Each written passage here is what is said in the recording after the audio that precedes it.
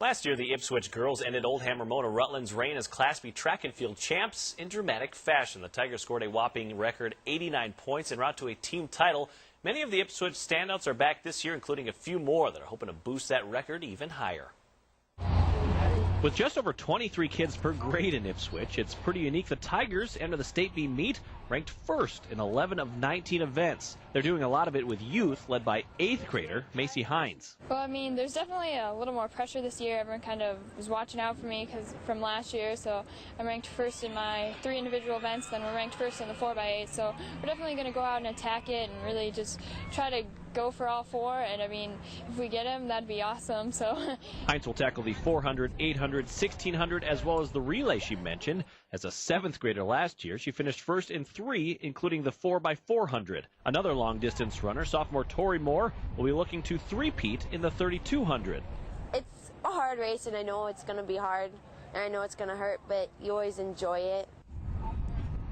The Ipswich girls will be enjoying more success in the field this year, too. Shakota Meyer comes in as the top-ranked shot put and discus thrower. She placed 2nd and 4th in those events in 2012 as a student at Northwestern.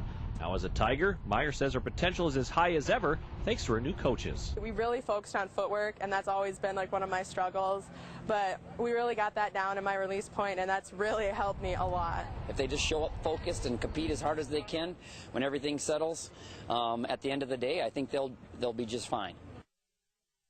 All 3 classes of the state track and field meet get underway tomorrow with Class B in Sioux Falls, A in Lenox, and AA in Brandon. Still ahead, Lute Olson makes a stop in Sioux Falls. We'll be right back.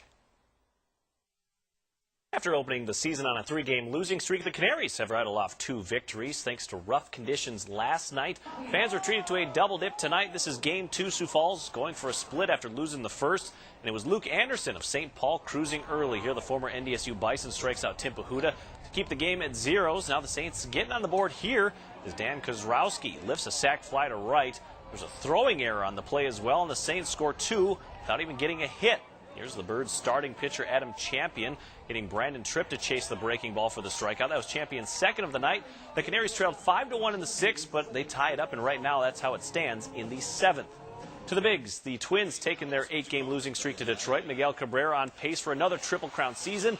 Bottom of 1, that's gone. 2-run dinger to left off Scott Diamond. The Tigers take a 2-zip lead. Minnesota would tie it up in the top of the 3rd. Joe Mauer sneaking one the opposite way. In comes Pedro Florimon, and we're even at 2. It would get better from there. Same inning, 2 on for Josh Willingham, and he's going to bring them all home. His 7th jack of the season. Twins go up by 3. The Tigers would even the score, however, and right now in the 9th, it is 7-6 Detroit. The Summit League Baseball Championships are underway, but this is not how the top-seeded Jackrabbits were hoping to get started. SDSU fell to 4th-seeded Western Illinois 4-2. The Jacks still have life, though, in the double elimination tournament. State will face the loser of the Oakland NDSU game on Friday afternoon. College basketball coaching legend Lute Olson was in Sioux Falls today to take part in Augustana's Jeans and Jewels celebrity event. The former Arizona head coach was elected to the Basketball Hall of Fame in 2002. Olson led the Wildcats to 20 seasons with at least 20 wins plus a national championship in 1997.